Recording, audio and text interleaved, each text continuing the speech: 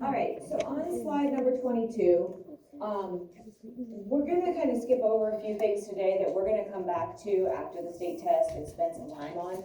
Again, they are not on the test, these topics, so I don't want to take the time right now, but they're important things that affect a lot of our everyday lives. So we need to kind of discuss them, and you need to maybe have a better understanding so that maybe things aren't so intimidating or scary, but it has nothing to do with what's going to help you be more successful on the test. So we're going to wait until after, and we'll come back to some of this. And a few of the things we're going to actually introduce today, so just realize like we're not going to skip it, we're going to come back to it, but we are going to skip it, but we're not going to like skip it entirely. We'll come back. Yes?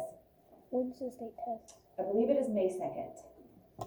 May 2nd, yes. Okay. So slide number 22, obviously, like, you just saw a couple videos showing the process of mitosis. There's a lot of steps. There's a lot involved. So it makes sense that at some point, sometimes, there's going to be mistakes. There's going to be errors. Okay? And so sometimes the issues that arise can be devastating. Sometimes they can be no big deal. If a cell a lot of times goes through a division and something goes kind of catastrophically wrong, the cell will just die and be done. It doesn't like continue on with that. Like it kind of reaches like a fatal or critical level, and it's just like, ugh, like it's done. And that's not a big deal if it's just like a couple cells here and there. Like it takes a lot of cells to go bad for things to start being affected, or for it to start affecting your body. But if it is something that where it affects, during reproduction, if it affects a major information center, like a certain chromosome that has damage, it can result in death or like permanent issues with the unborn organism. But one thing that can happen is the timing of the cells. So we looked at, like, it's a very kind of systematic, rhythmic process involved that cells go through during division. With cancer, cells kind of go rogue. The division starts to go out of control. And so, again, we're going to talk about this and look at this more because, we all know, well, we at least all know somebody who's been affected by cancer, if not on multiple levels. We all have family members or friends. So it's something that we need to talk about. So hopefully it kind of alleviates some of the scariness if you can understand the science behind something. And so we will get back to this a little bit more, but just understand that cell division is one of the reasons, or like one of the things that causes cancer. Like it happens during that cell division process. And so a lot of times, like it has to do with the chromosomes not pulling apart correctly. And they're being like during the replication of the DNA, something goes wrong. And so we'll look at a few different examples of that.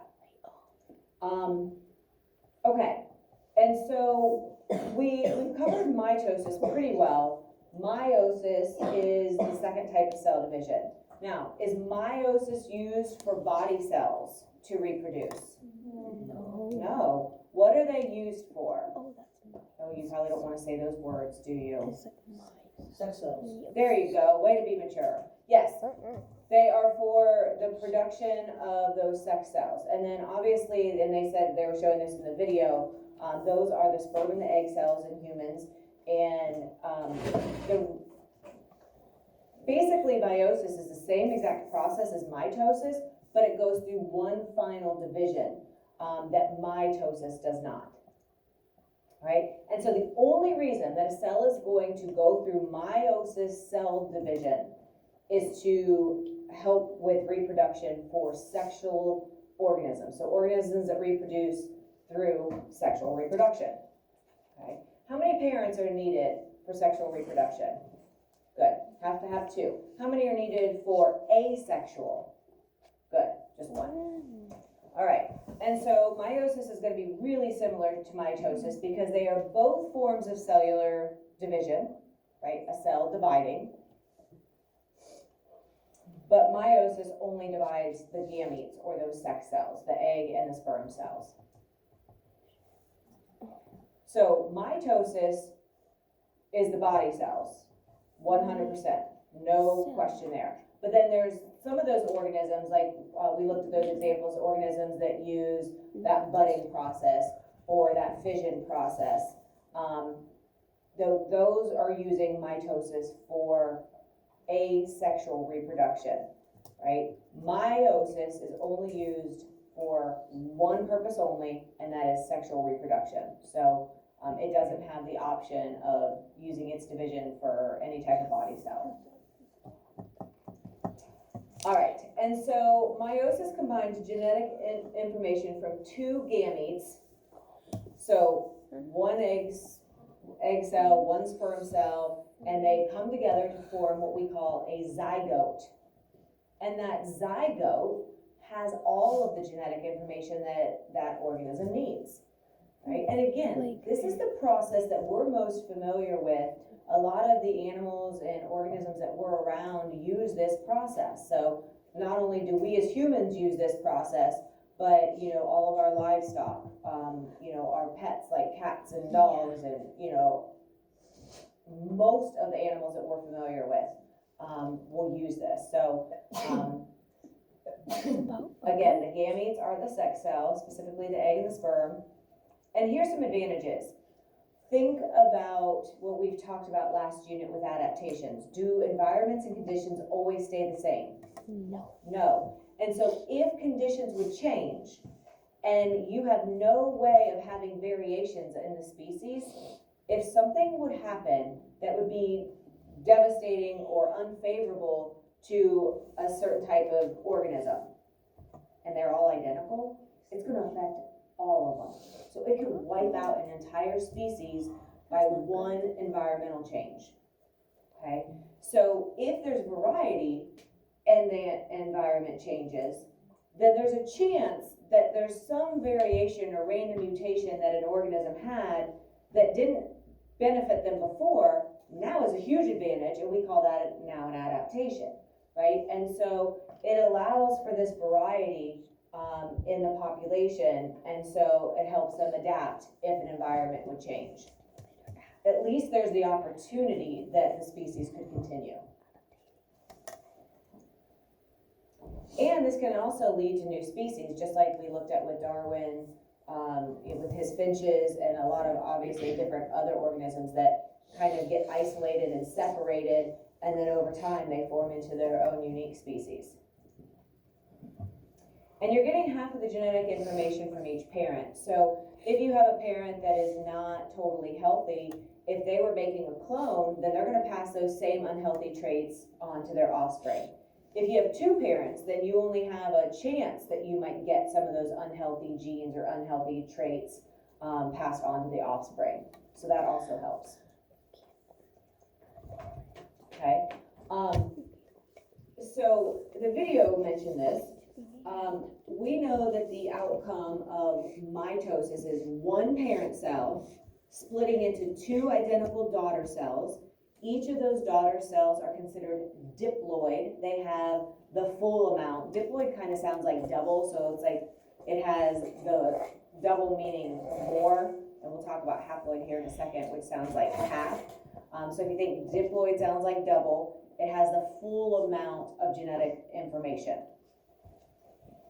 The end game or the end result of meiosis is you're going to end up with 4 cells that are all haploid, which we call half the genetic information, which makes sense because you don't want the full amount of genetic information from your mom and the full amount of genetic information from your dad, and then you'd have double the information, and extra instructions are not a good thing. Extra instructions just make things confusing. So you want half the info from mom, half the info from dad, and then when they come together, they form that complete pair. So it's like getting one shoe from mom, one shoe from dad, and then when you put them together, you have this new set of shoes, or a pair of shoes, right? The full set of information. So the haploid cells have half of the genetic information in each one of those cells, okay? And remember, we call well, I think it's on that side. I'll get ahead of myself. It'll be on one of them. I'll hold off. All right, so meiosis is broken into 2 parts. meiosis one, you're gonna see sounds pretty darn similar to mitosis, okay? So chromosomes replicate, the chromatin begins to condense, so it's forming into the chromosomes instead of the hairballs, right? The chromosomes condense into those homologous chromosome pairs with them lined up next to each other, right? The nuclear membrane is going to start to dissolve. Those homologous chromosomes are going to attach to the spindle fibers, and then they're going to kind of get them moved to opposite ends of the cells.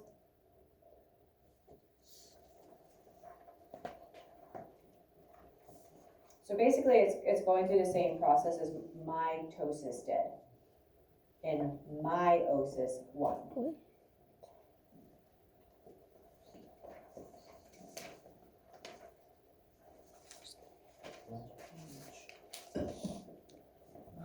It's Tobin. It's missing one.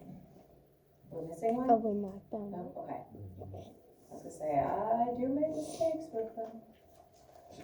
Heather. Now, that is basically the same exact process as mitosis. You start with one cell, you end with two. But that is just the end of meiosis one.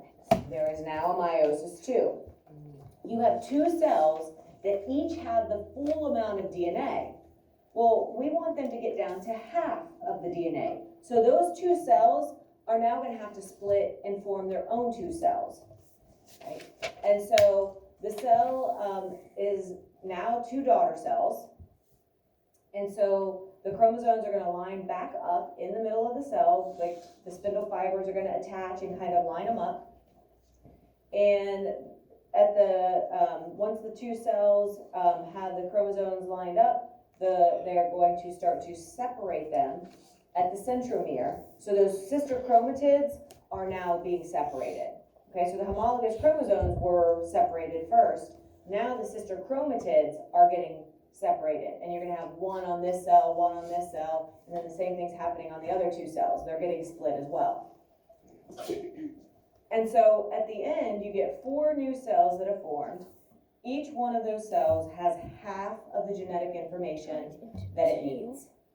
And so by itself, half of the genetic information is going to be useless, right?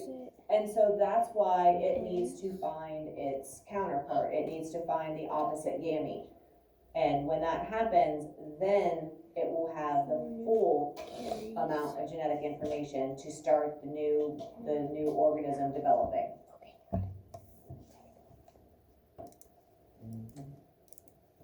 Okay?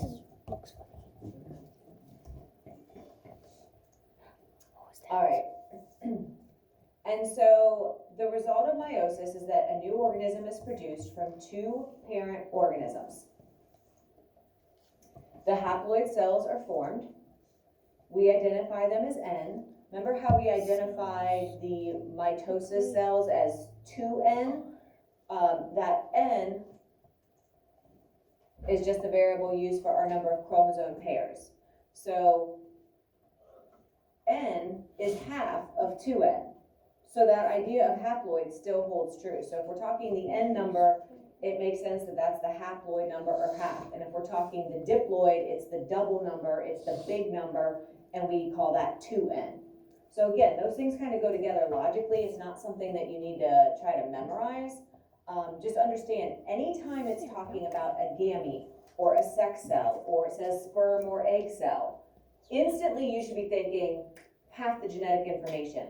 And logically that makes sense, because you have to only pass on half of the information because it's joining up with another, the opposite gamete that's also going to contribute half. So half plus half will make the whole set of chromosomes that you need. Okay? And so again, try not to memorize it, just think about it logically, right? You know you get half your information from mom, you get half your information from dad, and so you don't want full and full, or you'd end up with double and then too many instructions. It's like having 3 people telling you how to do something all at one time, and that get really confusing.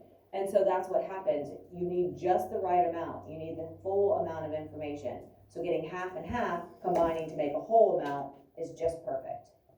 Okay? And so that's what happens. And we call that, the variable just n. And it now contains one set of chromosomes, 23 single chromosomes for humans.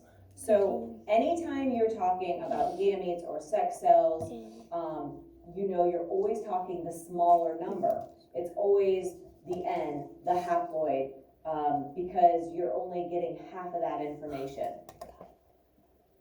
And as we look at some practice problems, like again, this will kind of start fitting together. And so this is what the haploid chromosome might look like, and this is what the diploid. So this is the full amount, this is the half amount. So this might have come from the mother, and then maybe you get another sister chromatid that comes together, and next thing you know, you would have the full amount.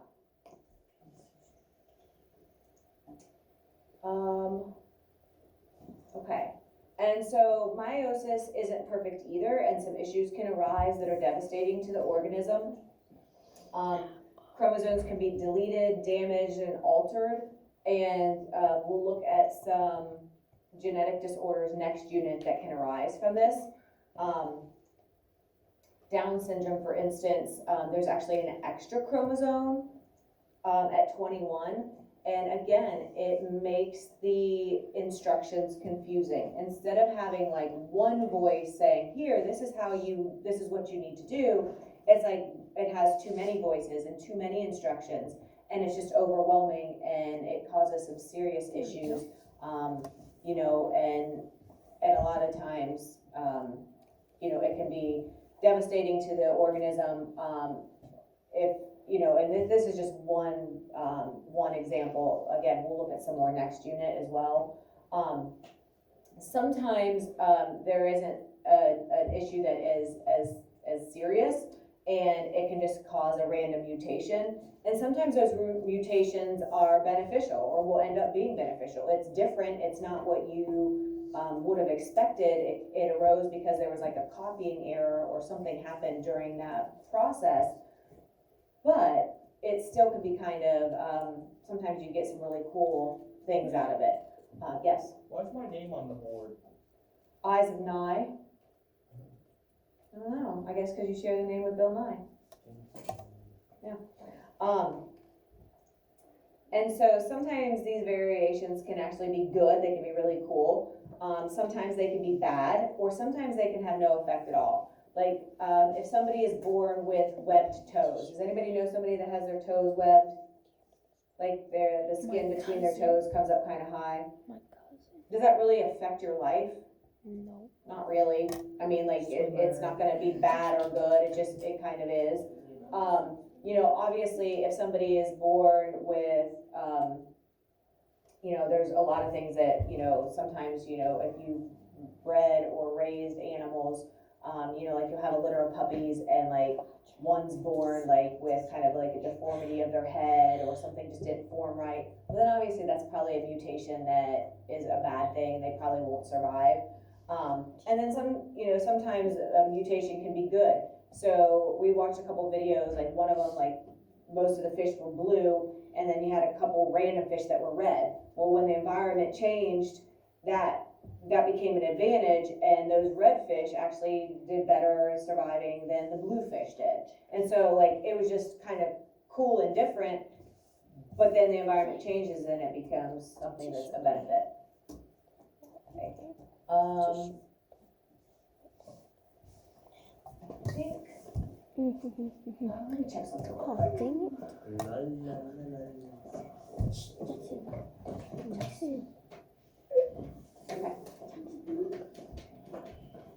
Okay. Let's go back. It looked like that. Let's stop there at Oh, 28. dang it. So close.